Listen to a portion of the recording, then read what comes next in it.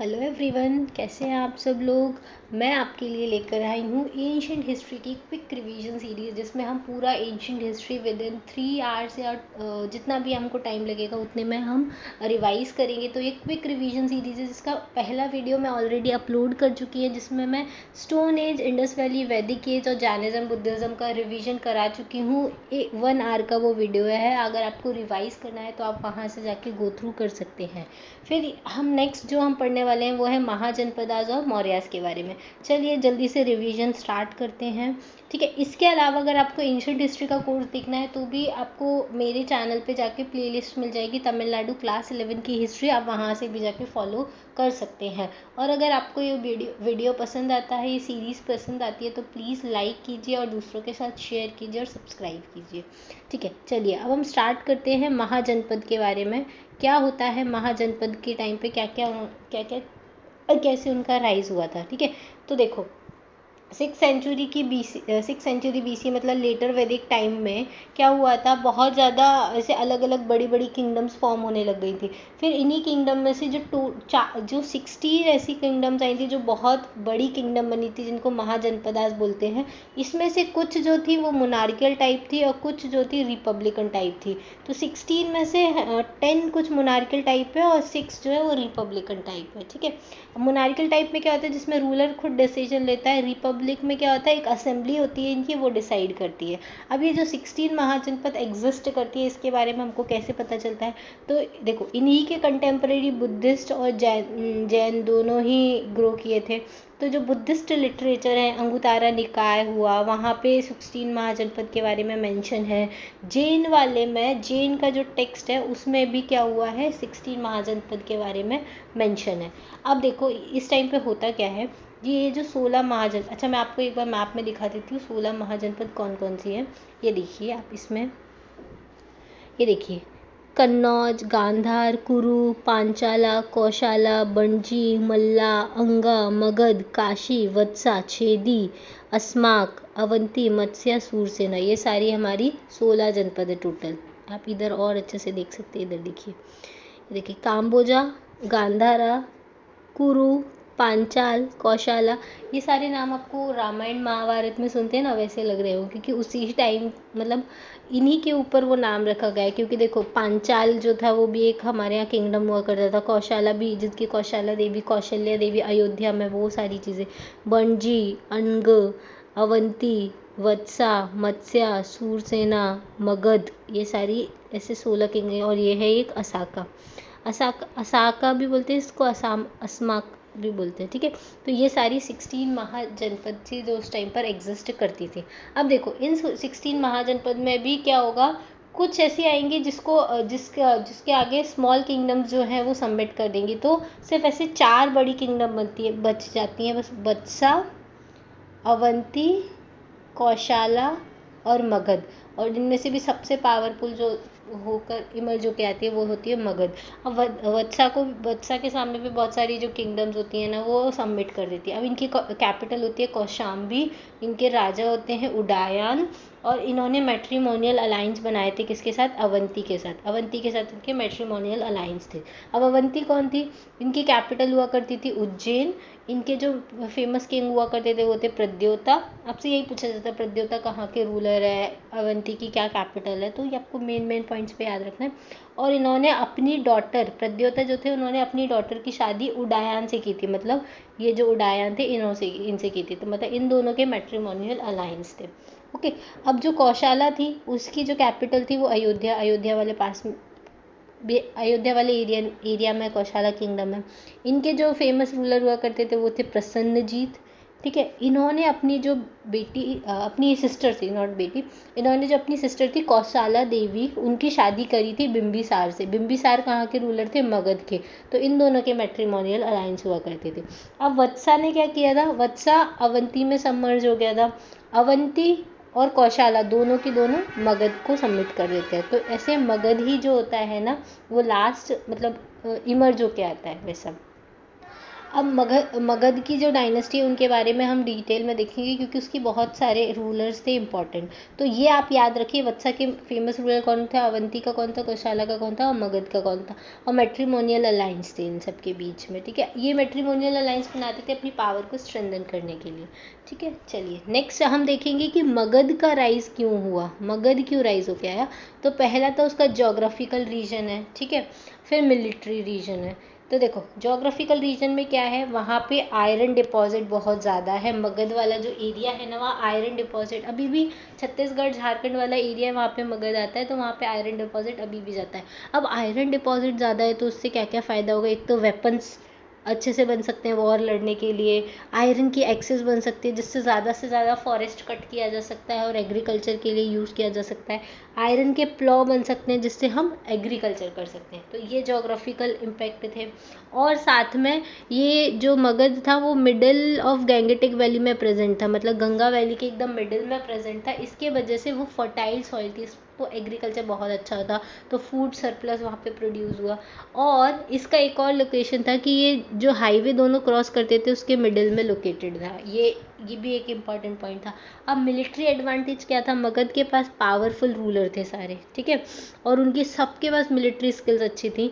और ये पहले थे मगध जिन्होंने एलिफेंट्स का यूज़ करना स्टार्ट किया, अभी तक लोग चैरियट्स का यूज़ कर रहे थे, अब ये जो पहले थे इन्होंने एलिफेंट्स का यूज़ करना स्टार्ट किया। एलिफेंट की हाइट ज़्यादा होती है तो एलिफेंट से मतलब वॉर लड़ने में बहुत ईजी हुआ करता था। तो ये टैक्टिक इनकी काम कर गई थी और मगध पावरफुल किंगडम की तरह इमर्ज हो गया है।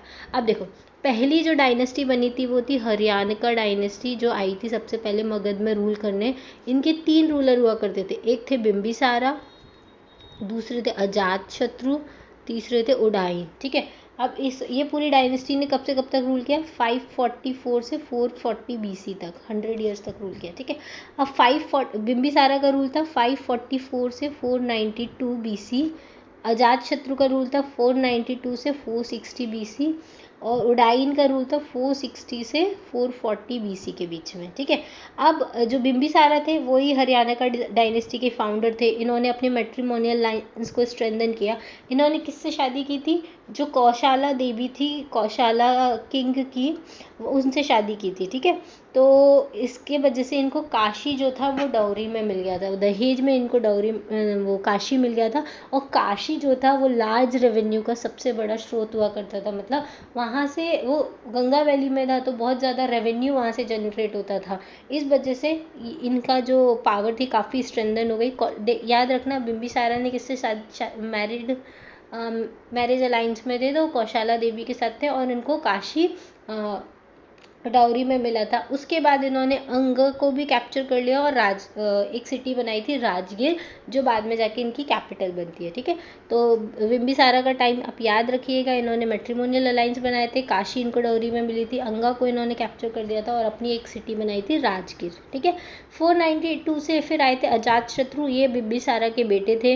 इन्होंने बहुत ज़्यादा रिमार्केबल मिलिट्री कॉन्क्वेस्ट किए। ये कौशाला और वैशाली दोनों के अगेंस्ट में इन्होंने फाइट किया था 16 ईयर्स तक।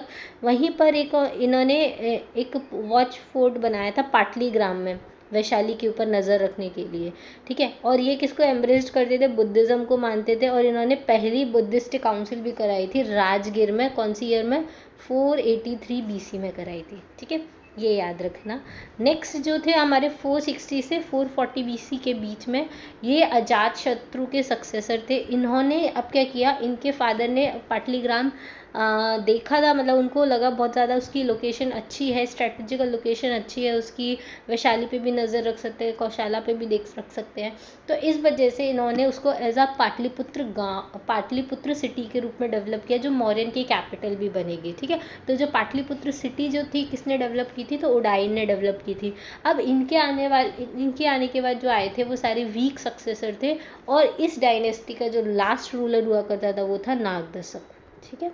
नागदशक को हरा के शिशुनाग डायनेस्टी को इस्टेब्लिश किया था। तो ये हरियाणा का डायनेस्टी को याद रखिएगा। फिर शिशुनाग डायनेस्टी आती है। शिशुनाग डायनेस्टी को एक्चुअली ये इलेक्टेड किंग थे।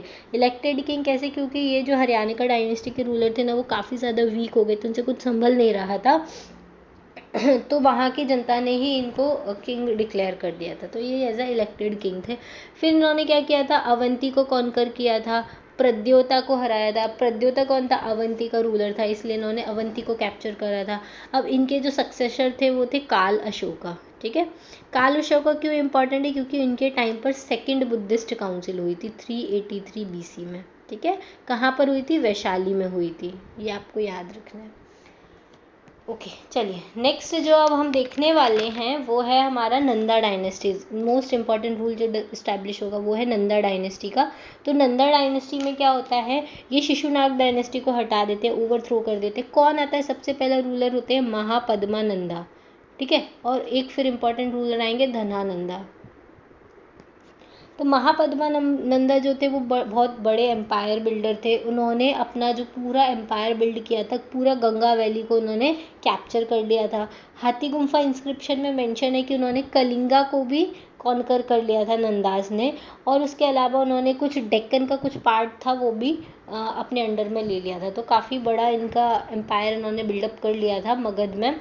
तो ये एक था। फिर इसके बाद इनके जो 8 सन्स थे उन्होंने सक्सीड किया था। जो लास्ट थे वो थे नंदा रूलर। नंदा रूलर में जो सबसे लास्ट रूलर बचे थे वो थे धनानंदा। धनानंदा के टाइम पे काफ़ी फ्लरिशिंग स्टेट में था मगध। एग्रीकल्चर अच्छा फ्लरिश हो रहा था, रेवेन्यू काफ़ी अच्छा जनरेट होता था, बहुत ज़्यादा वेल्थ उस टाइम पे क्रिएट हो रही थी। तमिल संगम में भी मेंशन है धनानंदा के टाइम के बारे में कि नॉर्थ इंडिया में नंदा रूलर्स में काफ़ी ज़्यादा फ्लरिशिंग स्टेट में था, काफ़ी ज़्यादा वेल्थ वहाँ पे प्रोड्यूस हो रही है, ऐसा मेंशन किया गया है तमिल संगम लिटरेचर में। अब लेकिन क्या हुआ, हर चीज़ का एक बुरा वक्त आता है। तो इन धनानंदा बहुत ज़्यादा ग्रीडी टाइप के थे, तो उन्होंने बहुत ज़्यादा ऑपरेसिव टैक्स लगा के रखा था। ज़्यादा रेवेन्यू जनरेट करने के लिए उन्होंने बहुत ज़्यादा हैवी टैक्सेस लगा के रखे थे लोगों के ऊपर, जिसकी वजह से जो उनकी जनता थी वो उनसे बहुत दुखी थी। फिर इस चीज़ का फ़ायदा किसने उठाया, चंद्रगुप्त मौर्य ने। ठीक है, चंद्रगुप्त मौर्य और कौटिल्य जो थे उन्होंने इस चीज़ का फ़ायदा उठाया और धनानंदा को वहाँ से डिथ्रोन कर दिया, मतलब उनको उनकी पोजीशन से हटा दिया और मौर्यन एम्पायर को स्टैब्लिश किया। चलिए मैं आपको एक बार मैप में दिखा देती हूँ। ये तो हमारी 16 महाजनपद है, ये भी आप एक बार देख लीजिए। आपको ये देखो, इनमें से जो सबसे पावरफुल इमर्ज जो आई थी वो थी कौशाला, अवंती, मगध और वंजी। वंजी थी ना। ये 4 किंगडम इमर्ज होके आई थी जो बहुत, नहीं सॉरी नॉट वंजी, बत्सा थी। सेकेंड बत्सा था इसमें। तो हाँ ये रहा, देखो ये 4 किंगडम थी, अवंती, वत्सा, कौशाला और मगध। ये 4 इंपॉर्टेंट किंगडम थी जो बाद में इमर्ज हो गई थी। इसमें भी फिर मगध जो था वो इम्पॉर्टेंट एम्पायर की तरह स्टार्ट हुआ था। चलिए अब धनानंदा का मैं नंदा एम्पायर बता देती हूँ। ये देखिए पूरी गंगेटिक वैली को इन्होंने अपने अंडर में ले लिया था। ठीक है, ये इनका रूल हुआ करता था। और धनानंदा के टाइम पे तो ये देखिए यहाँ तक पूरा का पूरा इनका रूल हुआ करता था। इवन कलिंगा का भी कुछ पार्ट इनके अंडर में आता था। लेकिन ये जो नॉर्थ वेस्ट फ्रंटियर है वो अभी भी ओपन था, वहाँ पे कोई गार्डिंग फोर्स या कोई गार्डिंग किंगडम वहाँ पर नहीं थी। ठीक है, वहाँ पे बहुत छोटी छोटी किंगडम्स बनी हुई थी, कोई एक पूरी बड़ी किंगडम नहीं थी जो उसको रोक सके। तो अब क्या होता था, यहाँ पे पर्शियन इन्वेजन होते रहते थे। एक अलेक्जेंडर जो था उसका इन्वेजन भी हुआ था। तो पर्शियन इन्वेजन के लिए देखिए अब हम अब पर्शियन इन्वेजन में सबसे पहला पर्शियन इन्वेजन हुआ तो उसमें 3 रूलर आए थे। एक थे साइरस, दूसरे थे डेरियस वन, तीसरे हैं जेरसेक्स। ये 3 रूलर आए थे जो पर्शिया से आए थे, ये पर्शियन रूलर्स थे। ठीक है, फर्स्ट ये साइरस जो थे पहले रूलर थे जो इंडिया में आए थे। ये एक्मीनियन एम्पायर को बिलोंग करते थे और इन्होंने नॉर्थ वेस्ट इंडिया को कॉन्कर कर लिया था, इंक्लूडेड गांधारा रीजन, मतलब गांधारा रीजन को भी इन्होंने कॉन्कर कर लिया था। फिर डेरियस वन आए थे, ये किसके ग्रैंडसन थे, ये साइरस के ग्रैंडसन थे।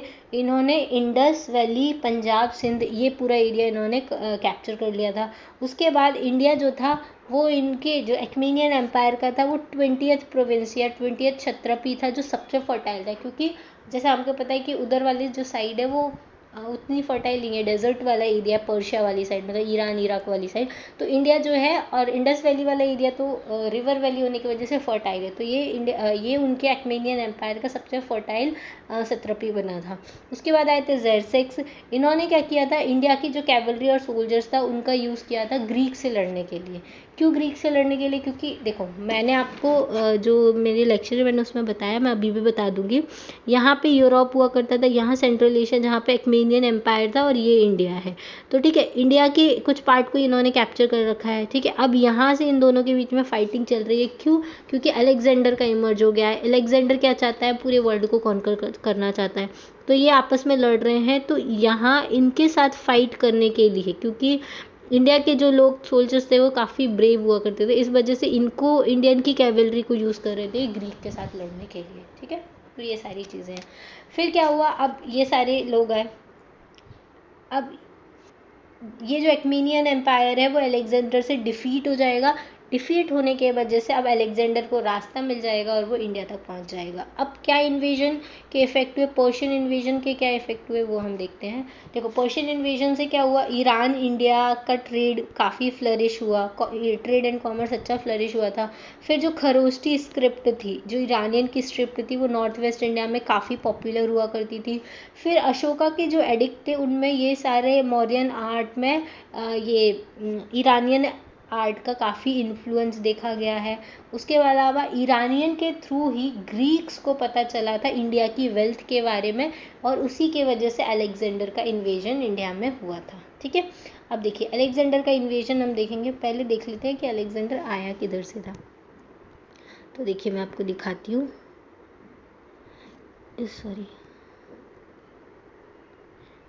ये देखिए ये है अलेक्जेंडर वाला एरिया, ग्रीक वाला एरिया, ये पूरा एक्मेनियन एम्पायर है, और यहाँ पे नंदा एम्पायर था उसी टाइम पे। अब ये अलेक्जेंडर यहाँ से स्टार्ट करेगा, पहले एक्मेनियन एम्पायर को हरा देगा, हराने के बाद ये इंडिया में एंटर करेगा। ठीक है, इंडिया में यहाँ से एंटर करेगा तो यहाँ पे अलग अलग रूलर्स ट्राइब्स इसको फाइट करने के लिए मिलेंगे। ठीक है, देखिए आपको और डिटेल में देखना हो तो ये यहाँ पे मैसेडोनिया से आया था, ये मैसेडोनिया है ग्रीक का। यहाँ से ये ऐसे ट्रैवल करते हुए ये पर्शिया का पूरा एम्पायर इसने हरा दिया था, और ये इंडस वैली जहाँ पे पंजाब सिंध इंडस वाला पूरा रीजन था वो वहाँ पे वॉर लड़ेगा आके। ठीक है, चलिए ये पूरा एक्मेनियन एम्पायर है, जो येलो वाला है ना वो पूरा एक्मेनियन एम्पायर है। चलिए नेक्स्ट पार्ट हम देखते हैं। अब क्या अलेक्जेंडर का इन्वेजन, देखो ईरान और ग्रीक आपस में फाइट करते थे सुप्रीमेसी के लिए वर्ल्ड में। जैसे अभी नहीं चल रहा है यूएसए और रशिया का चला था बीच में कोल्ड वॉर के टाइम पे कौन सुप्रीम होगा, अभी चल रहा है कि चाइना या यूएसए कौन सुप्रीम होगा। वैसे ही उसी टाइम अलेक्जेंडर के टाइम पर ईरान का एक एम्पायर था बड़ा और ग्रीक का एम्पायर था, इन दोनों के बीच में कॉन्फ्लिक्ट चलता रहता था सुप्रीमेसी के लिए। तो अलेक्जेंडर जो था वो ग्रीक से था, ग्रीक के मैसेडोनिया से आया था। अलेक्जेंडर ने ही ईरान एम्पायर को डिफीट कर दिया था। अब ये अलेक्जेंडर कौन थे, तो अलेक्जेंडर जो थे वो उनके किसको सक्सीड किया था, उन्होंने अपने फादर फिलिप को सक्सीड किया था। कौन, कितनी एज में, 20 ईयर्स की एज में।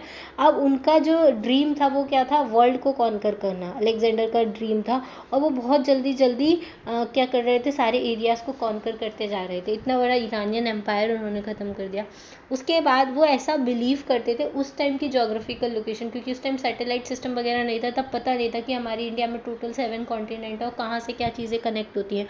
उस टाइम पे वो ऐसा सोचते थे कि मैं इंडिया को क्रॉस कर लूँगा, इंडिया के बाद एक सी है, वो सी हमारी यूरोपियन सी से कनेक्ट करता है, तो इंडिया को कॉन्कर करने के बाद में पूरा वर्ल्ड मेरा कॉन्कर हो जाएगा, ऐसा वो चाहते थे। तो इसलिए वो इंडिया में कि इंडिया के ईस्टर्न साइड तक जाना चाहते थे और वहाँ तक कॉन्कर करना चाहते थे।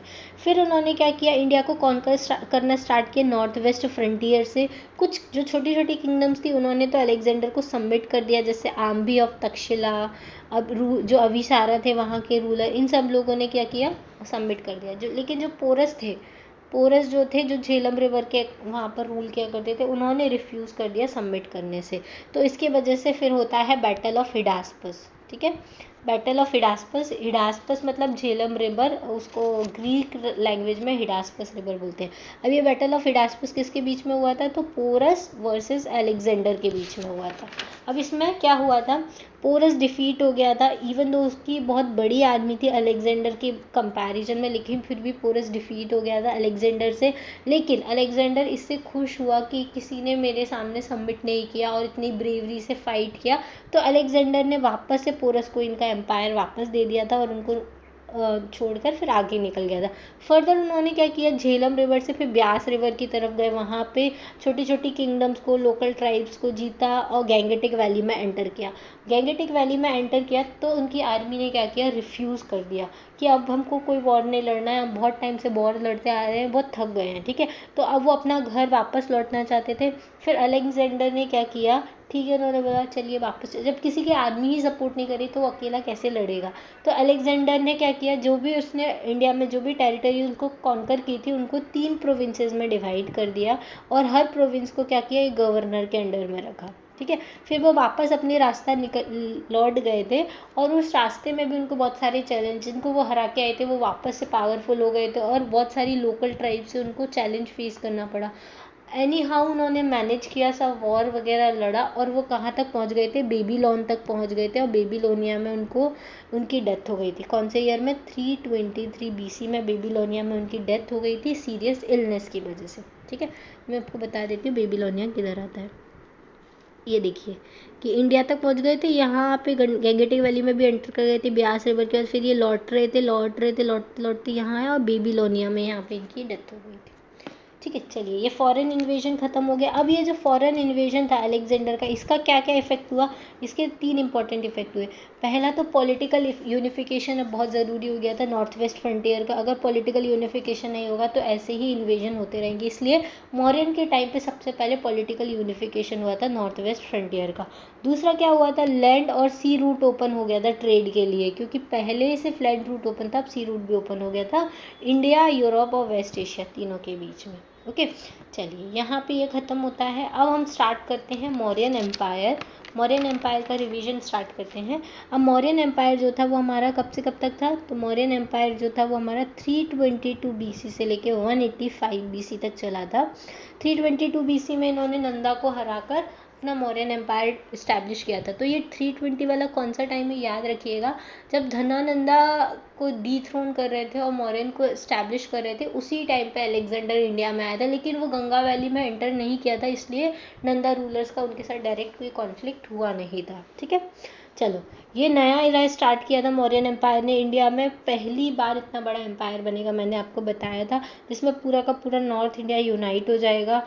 इनकी पावरफुल आर्मी रहती है, वेल ऑर्गेनाइज्ड एडमिनिस्ट्रेशन इनका रहता है। अब सोर्सेज भी हैं हमको जहाँ से मौर्यंस के बारे में पता चलता है, तो कुछ लिटरेरी सोर्सेज है जहाँ से हमको पता चलता है, कुछ आर्कियोलॉजिकल सोर्सेज हैं, ठीक है। तो अभी हम पहले लिटरेरी सोर्स को देखेंगे। तो लिटरेरी सोर्स में पहला जो है वो है कौटिल्या की अर्थशास्त्र, दूसरी है विशाखदत्त की मुद्र राक्षसा और तीसरी है इंडिका, जो किसने लिखी थी, मेगस्थनीज ने लिखी थी। ये तीनों बुक आप लिख लीजिए। अब देखिए इनकी फीचर्स हम लिखते हैं। जो कौटिल्या के अर्थशास्त्र था वो संस्कृत लिटरेचर है, ठीक है, पूरा संस्कृत में लिखा हुआ है। ये 3 पार्ट्स में है। पहला जो है किंग और उसकी काउंसिल, दूसरा जो है उसमें सिविल और क्रिमिनल लॉज के बारे में लिखा हुआ है, थर्ड जो है उसमें डिप्लोमेसी और वॉर के बारे में लिखा है कि कैसे आपको डिप्लोमेटिकली वॉर लड़ने हैं, उन सब की चीज़ों के बारे में मेंशन किया हुआ है कौटिल्य के अर्थशास्त्र में।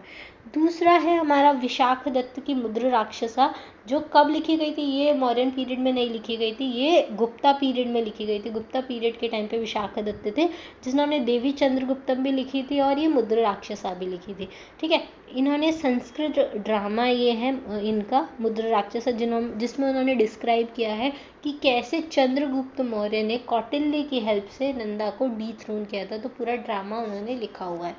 नेक्स्ट थे इंडिका मेगस्थनीज। ये कौन थे, ये ग्रीक एम्बेसडर थे जो चंद्रगुप्त मौर्य के कोर्ट में आए थे। इन्होंने एक बुक लिखी थी इंडिका, जो फ्रेगमेंट्स में मतलब पूरी बुक सर्वाइव नहीं करी, लेकिन कुछ कुछ फ्रेगमेंट्स हमको मिले हैं जिससे हमको पता चलता है मौर्यन एम्पायर के बारे में। क्या क्या हमको पता चलता है, एक तो मौर्यन एडमिनिस्ट्रेशन के बारे में हमको पता चलता है इस बुक से, दूसरा मिलिट्री ऑर्गेनाइजेशन के बारे में पता चलता है, तीसरा सोशल लाइफ कैसी हुआ करती थी, क्या कास्ट सिस्टम होता है, उसके बारे में हमको यहाँ से जानने को मिलता है। चलिए नेक्स्ट हमको और कहाँ से पता चलता है, बुद्धिस्ट लिटरेचर। बुद्धिस्ट लिटरेचर मतलब दीप वंश एंड महावंशा, जो कि कहाँ के क्रॉनिकल्स है, श्रीलंका के क्रॉनिकल्स है, उनमें अशोका के बारे में मेंशन किया है। तो अशोका मौर्यन एम्पायर को बिलोंग करते थे, तो मौर्यन के बारे में वहाँ से पता चलता है। दूसरा बुद्धिस्ट की जो जटाका स्टोरीज है, वहाँ से हमको इसके बारे में पता चलता है। अब आर्कियोलॉजिकल सोर्सेज क्या हैं, तो देखो आर्कियोलॉजिकल सोर्सेज में तो हमको पता है अशोका के इंस्क्रिप्शन है सबसे ज़्यादा, जिनको किसने डेसिफर किया था, जेम्स प्रिंसेप ने डेसिफर किया था। ये याद रखना, ये क्वेश्चन पूछा जाता है, जेम्स प्रिंसेप ने डेसिफर किया था। ये जो अशोका के इंस्क्रिप्शन है वो मेनली क्या चीज़ बताते हैं, एक तो अशोका का जो प्रोक्लेमेशन मतलब डिक्लेरेशन हुआ करता था पब्लिक के लिए, उसके बारे में बताया है। दूसरा इनके में बुद्धिज़्म और कैसे इन्होंने बुद्धिज़्म में कन्वर्जन किया, और धम्मा जो था इनका, उनकी प्रिंसिपल को मेंशन किया गया है। ठीक है, अब कैसे आर्कियोलॉजिकल सोर्सेज हैं, बहुत सारे एडिक्ट मिले हमको। देखो पहला है हमारे पास रॉक एडिक्ट, दूसरा है पिलर एडिक्ट, तीसरा है केव आर्किटेक्चर। ठीक है, ये सारी चीज़ें हैं। रॉक एडिक्ट भी दो तरह के होते थे, एक माइनर रॉक एडिक्ट, एक major rock edict. Minor rock edict जो होते थे उसमें सिर्फ अशोका के जो प्रिंसिपल थे उनके धम्मा के, उनके बारे में लिखा हुआ है, प्लस कलिंगा वॉर के बारे में लिखा हुआ है। जो मेजर रॉक एडिक्ट है उनमें जो पर्सनल हिस्ट्री है अशोका की, उसके बारे में लिखा हुआ है। ठीक है, तो ये याद रखना। फिर नेक्स्ट था पिलर एडिक्ट, जिसमें मेजर और माइनर दो पिलर एडिक्ट हैं, ये भी मेजर और माइनर दो हैं। जो मेजर वाले हैं उसमें अपेंडिक्स है रॉक एडिक्ट का, रॉक एडिक्ट कहाँ कहाँ पर है उसके बारे में है। और जो माइनर वाला है उसमें साइन है अशोका के, मतलब ये वो जो माइनर पिलर एडिक्ट है वो ये शो करते हैं कि अशोका कितने ज़्यादा अपने धम्मा के लिए फैसिनेटेड थे, मतलब उसको प्रमोट करना चाहते थे लोगों के वेलफेयर के लिए, ह्यूमैनिटी के लिए, वो पिलर एडिक्ट में है, वो उस चीज़ का बताते हैं। ठीक है, फिर केव में भी 3 केव्स थी, एक बारबरी केव्स थी अशोका के टॉलरेंस के बारे में बताती है, दूसरी नागार्जुनी केव्स थी। तो ये 2 केव्स हुआ करती थी। अब मौर्य का ओरिजिन डिबेटेबल है, कुछ लोग बोलते हैं इनका जो ओरिजिन हुआ था वो पुराना में डिस्क्राइब है कि ये शूद्र थे। जूनागढ़ इंस्क्रिप्शन में बोला जाता है कि ये वैश्य थे। मुद्र राक्षसा जो कि विशाखादत्त में लिखी थी उसमें इन्होंने मेंशन किया है कि वो लो क्लान थे। बुद्धिस्ट टेक्स्ट में इनको शाक्य क्लान का बोला गया है, और ऐसा भी बोला गया है कि एक ऐसे एरिया को बिलोंग करते थे जो फुल ऑफ पीकॉक से भरा हुआ था, मतलब मोर से भरा हुआ था, इसलिए इनका नाम मौर्य है। फिर लास्ट में कंक्लूजन ये निकाला गया है कि ये मौर्य ट्राइब को बिलोंग करते थे, जो कंसिडरेबली लो क्लान के हुआ करते थे, लेकिन उनकी कोई सब कास्ट मेंशन नहीं है। चलिए अब देखेंगे जो हमारा अब देखो मौर्यन एम्पायर के कौन कौन से इंपॉर्टेंट रूलर थे। एक तो चंद्रगुप्त मौर्य, ठीक है, फिर आएंगे बिंबिसारा, नॉट बिंबिसारा, बिंदुसारा, ठीक है, फिर आएंगे अशोका। ये 3 इंपॉर्टेंट रूलर हैं, इनके बारे में हम डिटेल में देखेंगे। तो पहले हम देखेंगे चंद्रगुप्त मौर्य के बारे में, इनकी अचीवमेंट्स क्या थी, इनके टाइम पे इकोनॉमी कैसे फ्लरिश करती थी, और इनका एम्पायर कितना था। तो ये फाउंडर थे, इन्होंने नंदा डायनेस्टी को ओवरथ्रो किया था 322 BC में। इन्होंने पूरा नॉर्थ इंडिया अपने अंडर में ले लिया था। उसके बाद इन्होंने सेल्यूकस निकेटर जो नॉर्थ वेस्ट फ्रंटियर पे जो अलेक्जेंडर का गवर्नर हुआ करता था, उनको डिफीट कर दिया था, और पूरा का पूरा रीजन एक्वायर कर लिया था हिंदू कुश माउंटेन तक। ठीक है, ये चंद्रगुप्त मौर्य के अचीवमेंट्स थे। ट्रेड इनके टाइम पे फ्लरिशिंग कंडीशन में था, एग्रीकल्चर रेगुलेट हो रहा था, वेट्स एंड मेजर को भी स्टैंडर्डाइज किया था। जैसे हमारे यहाँ पे अभी स्टैंडर्ड है ना कि 1 kg मतलब 1000 ग्राम। ठीक है, तो ये स्टैंडर्डाइजेशन उस टाइम पे भी किया गया था। टैक्सेशन और सैनिटेशन का जो काम होता था वो स्टेट के कंट्रोल में रहता था। अब जो सेल्यूकस निकेटर था, ये सेल्यूकस निकेटर, इन्होंने अपनी डॉटर की शादी किससे करा दी थी, चंद्रगुप्त मौर्य से करा दी थी, और इन्होंने ही जो मैगस्थनीज जिन्होंने इंडिका लिखा था उनको चंद्रगुप्त मौर्य के कोर्ट में भेजा था। ठीक है, ये है। अब इनका रिलीजन क्या था, तो ये जैनिज्म को फॉलो करते थे, और हमने बहुत बार डिस्कस किया है जैनिज्म वाले चैप्टर में कि ये भद्रबाहु के साथ कहाँ गए थे, कर्नाटक गए थे, और वहीं पर इन्होंने सलेखाना परफॉर्म किया था और इनकी डेथ हो गई थी। ओके, इनका जो टाइम पीरियड था वो हमने देखा था 322 से लेके 298 BC के बीच में रहा करता था। ओके, चलो मैं आपको एक बार चंद्रगुप्त मौर्य का एम्पायर दिखा देती हूँ कितना है।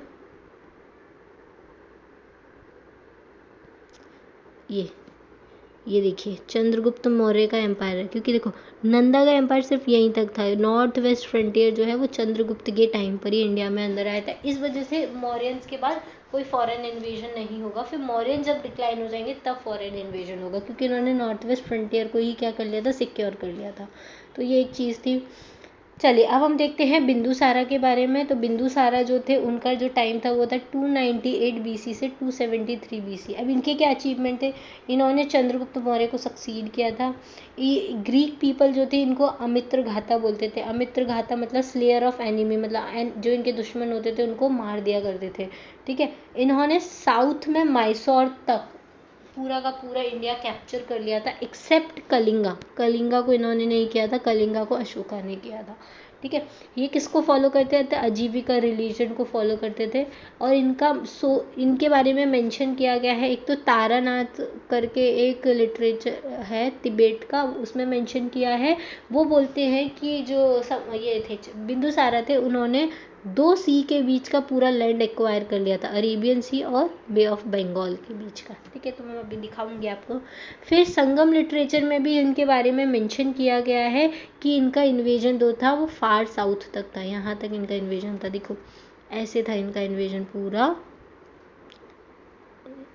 ये इतना इतना इतना, फिर कलिंगा छोड़ के इतना पूरा, ये पूरा का पूरा बिंदुसार का एम्पायर था। तो यहाँ पे मैसूर है, ये साउथ इंडिया की जो अलग अलग किंगडम बची थी, चेरा चोला पांड्या, जो जहाँ पे तमिल लिटरेचर हुआ था, तमिल संगम लिटरेचर हुआ था, तो वहाँ पे मेंशन किया गया है कि बिंदुसारा का जो एरिया था वो फार साउथ तक था। ठीक है, उसके अलावा जो सीरियन एम्बेसडर थे डेमिचुस वन सीरियन एम्बेसडर थे, वो इनके कोर्ट में आए थे और इन्होंने बिंदुसारा ने उनसे क्या क्या डिमांड किया था। एक तो स्वीट वाइन उन्होंने डिमांड की थी, एक ड्राइड फिग्स उन्होंने डिमांड की थी और सोफिस्ट की डिमांड की थी। लेकिन इन्होंने, ये जो सीरियन एम्बेसडर थे, उन्होंने सब कुछ दे दिया, स्वीट वाइन दे दी, फिग्स दे दी, लेकिन सोफिस्ट का उन्होंने पोलाइटली मना कर दिया था। एक इंसिडेंट था जो काफ़ी पॉपुलर हुआ करता है उनके टाइम पर। अब देखो अशोका द ग्रेट, अशोका का जो टाइम स्टार्ट हुआ है वो है 273 बीसी से लेके 232 बीसी। ठीक है, ऑलमोस्ट 50 ईयर तक रूल किया था। फिर इन्होंने कैसे, अच्छा इनका जो सक्सेशन है वो बहुत ज़्यादा, मतलब पता नहीं क्या हुआ था एक्चुअल में। ये पहले कहाँ के, उज्जैन मतलब अवंती के गवर्नर हुआ करते थे। बिंदुसारा के टाइम पे इनको उज्जैन का गवर्नर बनाया गया था। 4 ईयर्स का गैप है इनके एक्सेशन से कोरोनेशन के बीच में, मतलब इन्होंने जब एक्सेस किया था और उसके बाद जब इनको किंग बनाया गया था, मतलब गद्दी पर बिठाया गया था, उसके बीच में 4 साल का डिफरेंस है। मतलब 273 में इन्होंने एनेक्स कर लिया था, लेकिन 269 बीसी में इनका एक्चुअल कोरोनेशन हुआ था, ऐसा बोला जाता है। श्रीलंकन क्रॉनिकल्स जो है वो ऐसा बोलते हैं कि जो अशोका है उन्होंने, वो इतने क्रूअल थे कि उन्होंने अपने 99 ब्रदर्स को मार दिया था, इंक्लूडिंग सुशीमा को भी मार दिया था, बट उनका जो छोटा भाई था टिस्सा, उनको छोड़ दिया था, ऐसा बोला जाता है। लेकिन जो तारानाथ हैं तिब्बत के, उन्होंने बोला है कि इन्होंने सिर्फ अपने 6 ब्रदर्स को ही मारा था। और बहुत सारी इंस्क्रिप्शन में मेंशन भी किया गया है कि अशोका के ब्रदर्स जो थे वो एज अ ऑफिशियल्स उनके अंडर में वर्क किया करते थे। तो ये डिबेटेबल है कि उन्होंने कितने ब्रदर्स को मारा था।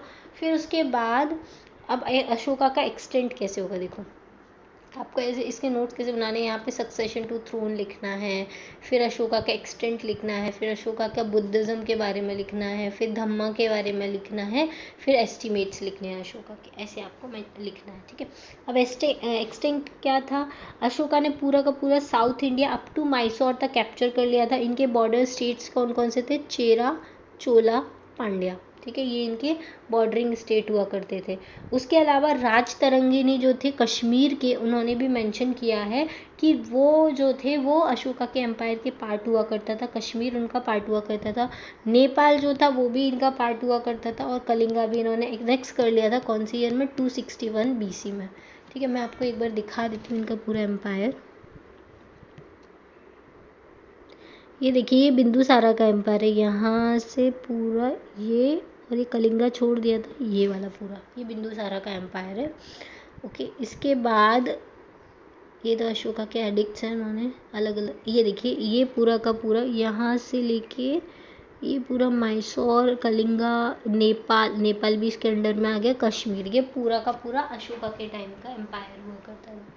चलिए ठीक है, नेक्स्ट अब हम देखेंगे अशोका का रिलीजन के बारे में, अशोका के धम्मा के बारे में, ये सारी चीज़ें क्या थी उनके बारे में देखेंगे। तो पहले हम बुद्धिज़्म के बारे में देखेंगे, साथ में धम्मा के बारे में देखेंगे, और साथ में एस्टिमेट्स देखेंगे अशोका के क्या क्या एस्टिमेट्स हुआ करते थे। ठीक है, तो कलिंगा वॉर के बाद अशोका ने क्या किया था, बुद्धिज़्म को एम्ब्रेस्ड करना स्टार्ट कर दिया था। उसकी बहुत बड़ी कहानी है। कलिंगा वॉर से उनको बहुत ज़्यादा लगा था कि यार लोग क्या कर रहे हैं, हम लोग एक टेरिटरी को एक्वायर करने के लिए इतने सारे लोगों को मारे, लाइक वैसा कुछ हुआ था। तो अशोका ने क्या करना था, अपने आप को बुद्धिज़्म में कन्वर्ट कर लिया था।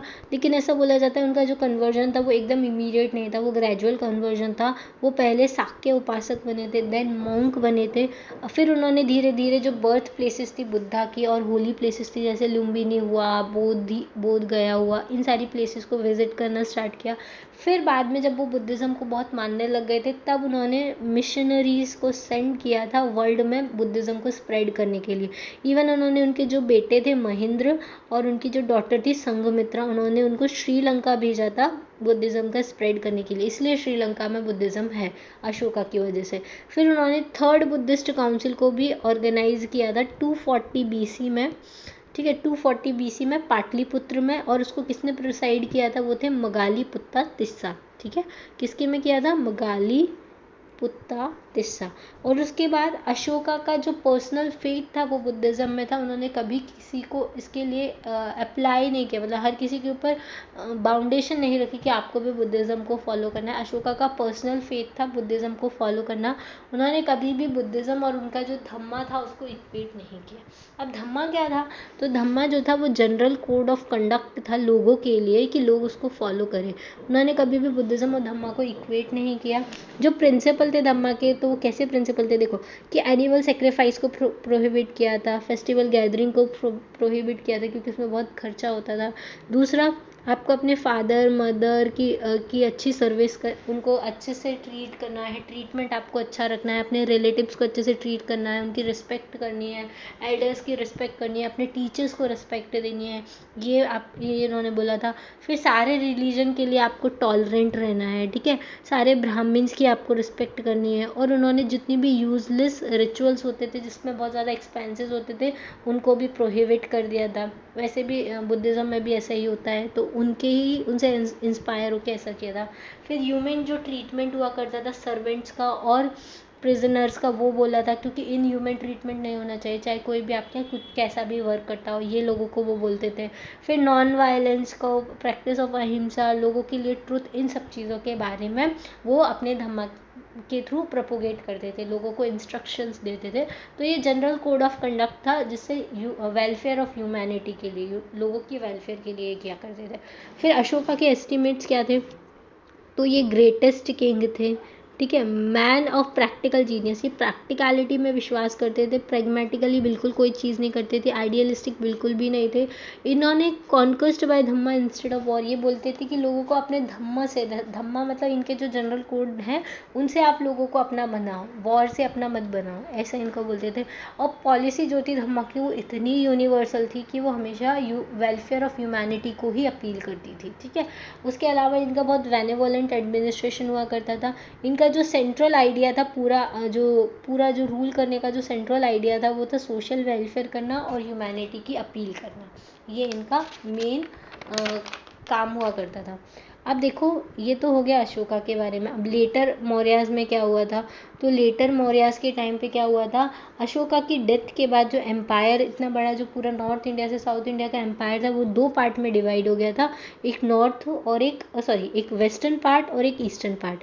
तो जो वेस्टर्न पार्ट था वहाँ पे कौन रूल किया करते थे, कुणाल रूल किया करते थे जो अशोका के बेटे थे, और ईस्टर्न पार्ट में कौन रूल किया करते थे, दशरथ जो कुणाल के ग्रैंडसन थे। ठीक है, पर जो वेस्टर्न वाला एम्पायर था वो फॉरेन इन्वेजन की वजह से कोलैप्स हो गया था, और बैक्ट्रियन इन्वेजन सबसे पहला हुआ था जिसकी वजह से पूरा का पूरा वेस्टर्न एम्पायर जो था वो कोलैप्स हो गया था।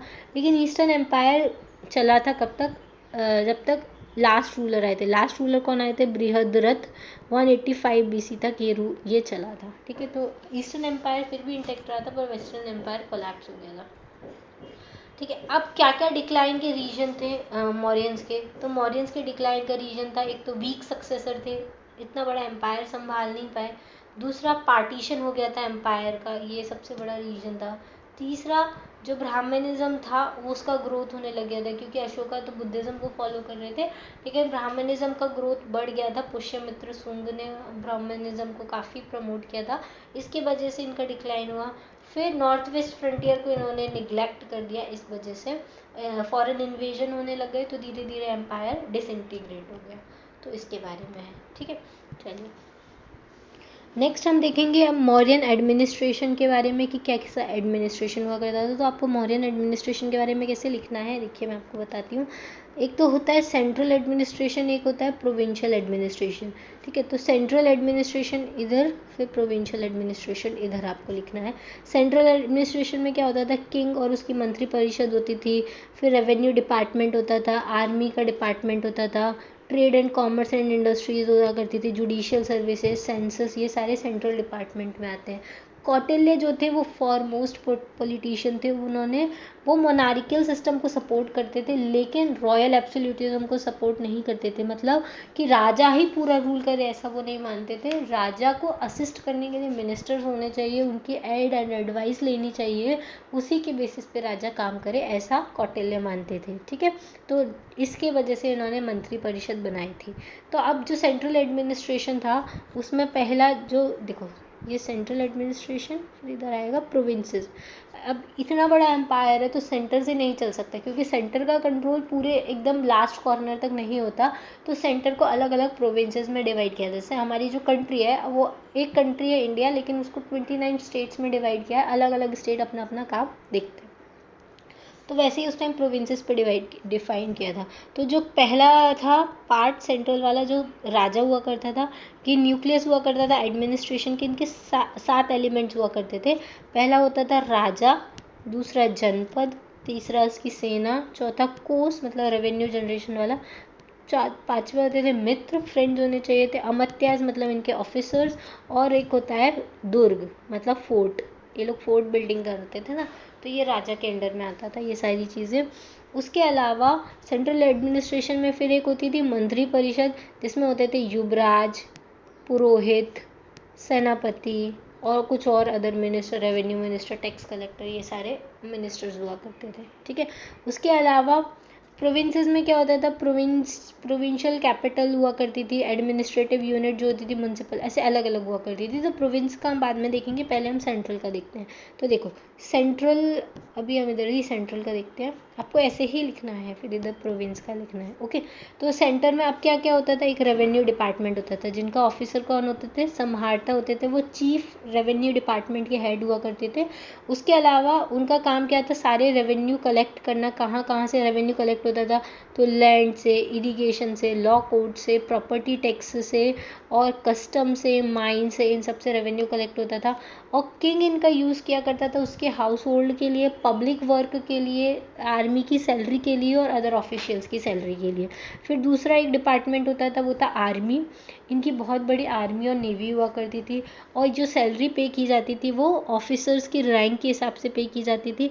मेगास्थनीज के अकॉर्डिंग ऐसे 6 विंग्स हुआ करती थी आर्मी में, और हर विंग में कितने ऑफिसर्स हुआ करते थे, 5 ऑफिसर्स हुआ करते थे मेगास्थनीज के हिसाब से। तो ये कौन कौन से 5 हुआ करते थे, पहला होते थे इन्फेंट्री, दूसरा केवलरी, तीसरा एलिफेंट्स, चौथा चैरियट्स, पांचवा ट्रांसपोर्ट और छठा नेवी। ये 6 पार्ट में 6 विंग्स हुआ करते थे आर्मी के, ओके। उसके बाद देखो सेंट्रल में ही अब नेक्स्ट आएगा, वो है सेंट्रल में नेक्स्ट क्या आएगा, department of commerce and industry. तो ये क्या करते थे, रिटेल और होलसेल प्राइस को, जो भी प्रोडक्ट्स होते थे उनके रिटेल और होलसेल प्राइस को मेंटेन करके रखते थे। उसके अलावा वेट एंड मेजर्स को चेक किया करते थे, और रेगुलेट फॉरेन ट्रेड और कस्टम ड्यूटीज़ लगाते थे, ठीक है। फिर आता है हमारा नेक्स्ट जुडिशियल डिपार्टमेंट। इसमें क्या होता था, कौटिल्य ने मेंशन किया है, सिविल और क्रिमिनल लॉज होते थे, कोर्ट होते थे, chief justice of supreme court होता था, जिसको क्या बोलते थे, धर्माधिकारण बोलते थे, ठीक है, धर्माधिकारण। इसको बोलते थे। उसके अलावा पुलिस स्टेशन हुआ करते थे सारे डिस्ट्रिक्ट में, पनिशमेंट भी होती थी, इम्प्रिजनमेंट भी हुआ करती थी और फाइन भी लगाया जाता था। ये जुडिशियल सिस्टम हुआ करता था मौर्यंस के टाइम पे। और उसके अलावा क्या होता था, एक सेंसस करके इनका एक रेगुलर इंस्टीट्यूशन हुआ करता था, जिसके अंदर विलेज ऑफिसर्स जो होते थे वो नंबर ऑफ पर्सन्स को काउंट करते थे उनकी बेसिक डिटेल के हिसाब से, जैसे कि कास्ट डिटेल, ऑक्यूपेशन क्या है, नंबर ऑफ एनिमल्स क्या है, इसके हिसाब से डेटा कलेक्ट किया जाता था। और जो भी डेटा कलेक्ट किया जाता था उसको स्पाइस भी होते थे जो चेक करते थे, मतलब जासूस उसको चेक किया करते थे। सेंसस का जो मूवमेंट होता था उसको सेंसस जो होता था वो पॉपुलेशन का मूवमेंट कैसे हो रहा है रूरल एरिया से अर्बन एरिया में या सिटी से विलेजेस में, उसको चेक करने के लिए होता था। फिर इकोनॉमी कैसी होती है, तो इकोनॉमी काफ़ी फ्लरिशिंग कंडीशन में थी। टैक्स कलेक्शन जो था पीजन से वो 1/4 से 1/6 था, ठीक है। जो टोल टैक्स लगाया जाता था, कॉमोडिटीज़ एक जगह से दूसरी जगह लेके जाती थी। State provinces irrigation facilities provide करती थी, वाटर टैक्स लगाया जाता था उसके लिए। उसके अलावा स्टेट मोनोपोली इंजॉय करते थे माइनिंग में, वेपन्स में, लिकर सेल में, ये सारी चीज़ों में, इकोनॉमी में ये हुआ करता था। उसके अलावा ये लोग रिलीफ मेजर भी दिया करते थे अगर कोई फेमाइन या ड्रॉट लाइक कंडीशन आ गई तो। उसके अलावा फिर सोसाइटी में क्या हुआ करता था, तो सोसाइटी उतनी कोई रिजिड नहीं थी, कास्ट सिस्टम इतना प्रीवेलेंट नहीं था क्योंकि ये बुद्धिज़्म को फॉलो करते थे। शूद्रास अनटचेबल्स की तरह नहीं ट्रीट किए जाते थे, वो एग्रीकल्चर किया करते थे और आर्टिस्टिक वर्क किया करते थे। फिर वुमेन की पोजीशन कैसे थी, वुमेन हाई पोजीशन में ऑक्यूपाइड थी, फ्रीडम थी उनको। फिर उनको डाइवोर्स लेने की परमिशन थी, मैरिज करने की परमिशन थी, उनको as a bodyguard employ किया जाता था, वो बहुत सारी अलग अलग तरह की जॉब करती थी। मेगस्थनीज ने मेंशन किया है कि उस टाइम का जो सोसाइटी थी वो 7 कास्ट में डिवाइड थी। और उस टाइम की कास्ट क्या हुआ करती थी, फिलोसोफर, सोल्जर, फार्मर, ठीक है, मैजिस्ट्रेट, हर्ड्समैन, काउंसिलर और आर्टिशन, ये सारी उनकी टाइम की जॉब ये कास्ट हुआ करती थी। अब प्रोविंसेस में क्या चलता था, तो प्रोविंसेस में क्या चलता था, प्रोविंस का जो सिस्टम था वो कैसे था, प्रोविंशियल जो था वो एडमिनिस्ट्रेटिव यूनिट हुआ करती थी। यहाँ पे म्युनिसिपल कॉरपोरेशन, जैसे हमारे यहाँ सिटीज़ में नहीं होती वैसे वहाँ पे भी हुआ करती थी। अब देखो कौन कौन सी प्रोविंस थी, उनकी कैपिटल क्या थी वो भी बता देती हूँ। देखो इनके टाइम पे जो मेजर प्रोविंस थी वो थी उत्तर पथ, मतलब नॉर्थ वेस्ट वाली साइड, उसकी जो कैपिटल थी वो तक्षशिला थी, ठीक है। अवंती राष्ट्र मतलब उज्जैन, उसकी कैपिटल हुआ करती थी, ठीक है। प्राची पाटलिपुत्र, उसकी कैपिटल हुआ करती थी। कलिंगा, उसकी कैपिटल हुआ करती थी तोशाली। फिर दक्षिण पथ मतलब साउथ इंडिया वाली किंगडम, उसकी जो कैपिटल हुआ करती थी वो सुवर्णगिरी, अभी मैंने एक बार दिखाया भी था आपको। तो ये प्रोविंसेस और उनकी कैपिटल हुआ करती थी। अब एडमिनिस्ट्रेटिव यूनिट क्या हुआ करती थी और उनके हेड क्या हुआ करते थे, तो देखो चक्र मतलब प्रोविंस, उसके जो हेड हुआ करते थे कुमार, ठीक है। फिर चक्र के अंदर आते हैं विषय मतलब डिस्ट्रिक्ट, ये प्रोविंस है, ये डिस्ट्रिक्ट है। डिस्ट्रिक्ट की जो हेड हुआ करते थे वो थे प्रदेशिका। फिर नेक्स्ट जो है वो है संग्रहणा, मतलब ये जो विषय थे बड़ा डिस्ट्रिक्ट, उसके अंदर 10 डिस्ट्रिक्ट आते थे, उसको संग्रहणा बोलते थे। और इसके जो हेड हुआ करते थे वो थे गोपा। उसके बाद जो इसकी सबसे छोटी यूनिट होती थी वो थी ग्राम, जिसका हेड हुआ करते थे ग्रामिका, ठीक है। तो आप ये लिख लीजिएगा अच्छे से, मैं यहाँ पे नहीं लिख सकती दैट्स व्हाई। और अगर आप चाहें तो मैं आपको नोट्स प्रोवाइड कर सकती हूँ डिस्क्रिप्शन बॉक्स में, मैंने बनाए हुए हैं, तो आप वहाँ से देख के अपना नोट्स बना सकते हैं, ठीक है। प्रोविंशियल गवर्नमेंट जनरली जो थी वो रॉयल फैमिली के हुआ करते थे, ठीक है। प्रोविंसेस के जो भी हेड होते हैं ऑब्वियसली वो रॉयल फैमिली को बिलोंग करते थे, उनकी जो मेन ड्यूटी हुआ करती थी वो लॉ एंड ऑर्डर को मेंटेन करने की। फिर जो म्युनिसिपल कॉरपोरेशन मेंशन किए हैं कौटिल्य ने, उनके बारे में पूरा एक डिटेल चैप्टर मेंशन किया है जिसका नाम है नगारक। सुप्रीमटेंडेंट जो हुआ करता था उसके बारे में मेंशन किया है। इनका जो मेन वर्क हुआ करता था लॉ एंड ऑर्डर मेंटेन करने का हुआ था।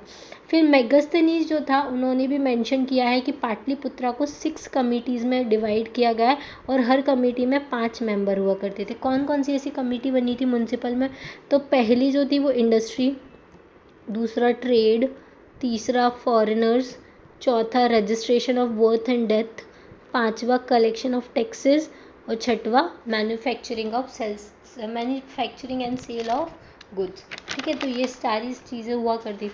तो ऐसे इनका सेंट्रल एडमिनिस्ट्रेशन चलता था और प्रोविंशियल एडमिनिस्ट्रेशन चलता था। तो याद रखिए सेंट्रल में क्या है और प्रोविंसेस में क्या है। ठीक है, चलिए यहाँ पे हमारा मौर्यन एडमिनिस्ट्रेशन खत्म होता है। इसके बाद हम पोस्ट मौर्यन के बारे में देखेंगे। पोस्ट मौर्यन टाइम पे ये देखिए यहाँ पे हमारा मौर्यन एम्पायर खत्म हो गया 185 BC में। अब हमारा पोस्ट मौर्यन एम्पायर आएंगे जिसमें शाकास, कुशानास, कनिष्क, इन सब के बारे में हम रिविजन करेंगे। आप रिविजन करते करते आप नोट्स भी बनाते जाइए, आपको फिर एंड टाइम पे एकदम रिवाइज करने के लिए बहुत अच्छा रहेगा। आपको वीडियो फिर आप इस वीडियो को 2 से 3 बार देखिए, आपको एकदम सारी चीज़ें मेमोराइज हो जाएंगी। अब जितना आप वीडियो देखेंगे ना, जैसे हम मूवीज़ का कैसे होता है, एक बार हम मूवीज़ देखते हैं हमको ठीक है बहुत सारी चीज़ें, दूसरी बार देखते तो और ज़्यादा हमको और चीज़ें नई नई बारीकियाँ पता चलती हैं, तो वैसा होता है। तो आप ज़्यादा से ज़्यादा देखिए और उससे अपने आप के कॉन्सेप्ट क्लियर होंगे। आप जितना रिवाइज करेंगे उतना ही आपको अच्छा है। ठीक है, चलिए thank you, thanks for watching.